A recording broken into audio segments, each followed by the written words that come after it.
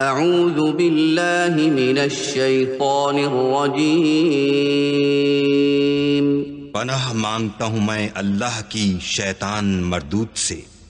बिस्मिल्लाहिर रहमानिर रहीम। शुरू अल्लाह के नाम से जो बड़ा मेहरबान निहायत रहम वाला है। सअल साइलुन बिअज़ाबिन वाक़िअ लिलकाफ़िरीन लैस लहू दाफ़िअ मिनल्लाहि ज़िल मआरिज तअरुजुल मलाइकतु वर्रूहु इलैहि फ़ी यौमिन كان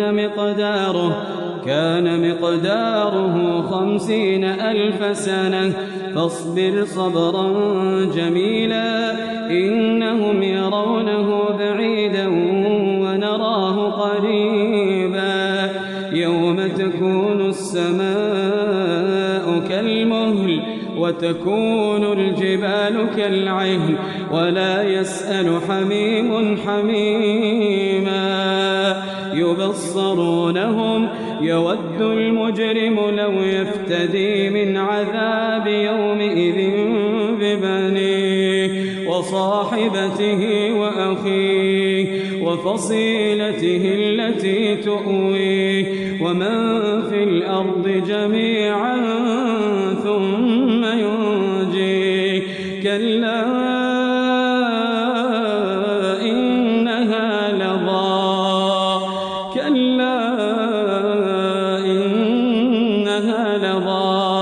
نزاعة للشوى تدعو من أدبر وتولى وجمع فأوعى إن الإنسان خلق هلوعا إذا مسه الشر جزوعا وإذا مسه الخير منوعا إلا المصلين الذين هم على صلاتهم دائمون والذين في أموالهم حق معلوم للسائل والمحروم والذين يصدقون بيوم الدين والذين هم من عذاب ربهم مشفقون إن عذاب ربهم غير مأمون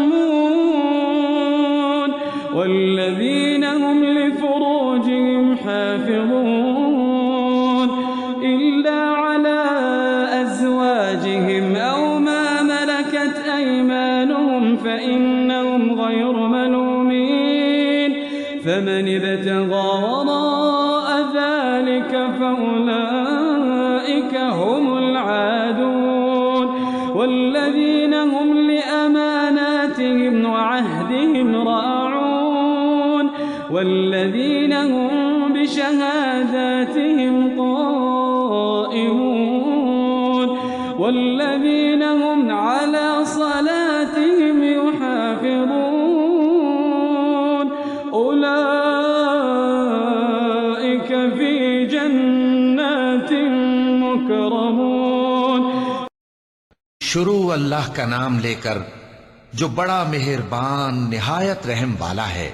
एक तलब करने वाले ने अजाब तलब किया जो नाजिल होकर रहेगा यानी काफिरों पर और कोई उसको टाल न सकेगा। जो बुलंदियों वाले अल्लाह की तरफ से नाजिल होगा जिसकी तरफ रूहुल कुदुस और दूसरे फरिश्ते चढ़ते हैं उस रोज नाजिल होगा जिसका तूल 50,000 बरस होगा। तो तुम काफिरों की बातों को हौसले के साथ बर्दाश्त करते रहो। लोग उस दिन को दूर समझते हैं जबकि हमारी नजर में वो करीब है। जिस दिन आसमान ऐसा हो जाएगा जैसे पिघला हुआ तांबा और पहाड़ ऐसे जैसे रंगीन ऊन और कोई दोस्त किसी दोस्त को न पूछेगा हालांकि एक दूसरे को सामने देख रहे होंगे। उस रोज गुनाहगार चाहेगा कि किसी तरह उस दिन के अजाब के बदले में सब कुछ दे दे यानी अपने बेटे और अपनी बीवी और अपने भाई और अपना खानदान जिसमें वो रहता था और जितने आदमी जमीन पर हैं गरज सबको दे डाले फिर अपने आप को अजाब से छुड़ा ले। लेकिन ऐसा हरगिज नहीं होगा। وہ بھڑکتی ہوئی آگ ہے، کھال ادھیڑ کر کلیجہ نکال لینے والی۔ وہ ان لوگوں کو اپنی طرف بلائے گی جنہوں نے دین حق سے اعراض کیا اور منہ پھیر لیا اور مال جمع کیا پھر سینت سینت کر رکھا۔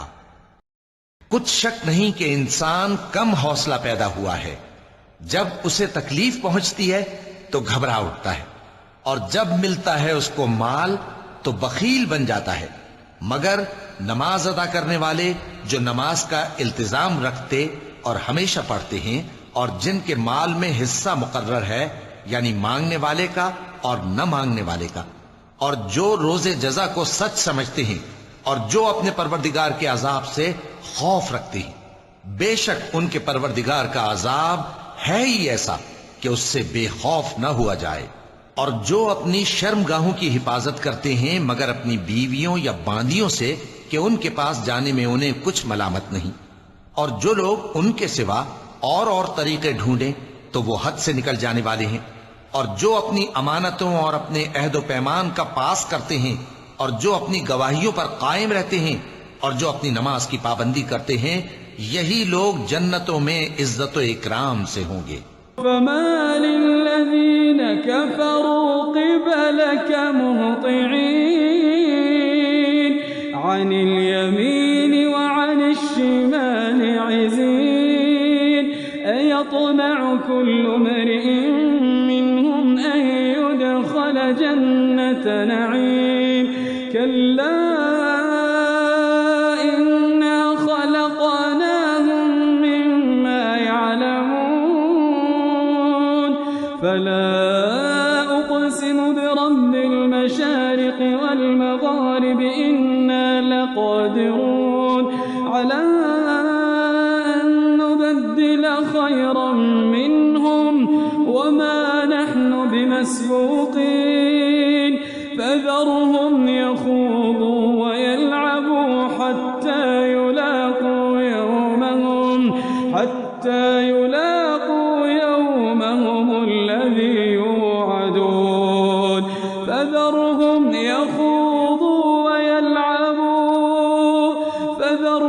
يخوضوا ويلعبوا حتى يلاقوا يومهم الذي يوعدون يوم يخرجون من الأجداث سراعا كأنهم إلى نصب يوفضون خاشعة أبصارهم ترهقهم ذلة ذلك اليوم الذي كانوا يوعدون۔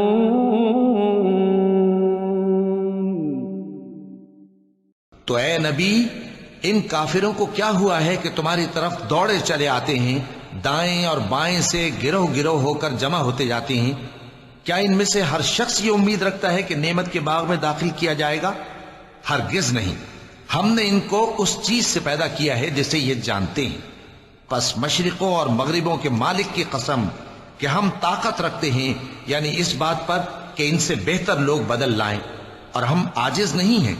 تو اے پیغمبر، ان کو باطل میں پڑے رہنے اور کھیل لینے دو، یہاں تک کہ جس دن کا ان سے وعدہ کیا جاتا ہے وہ ان کے سامنے آ موجود ہو۔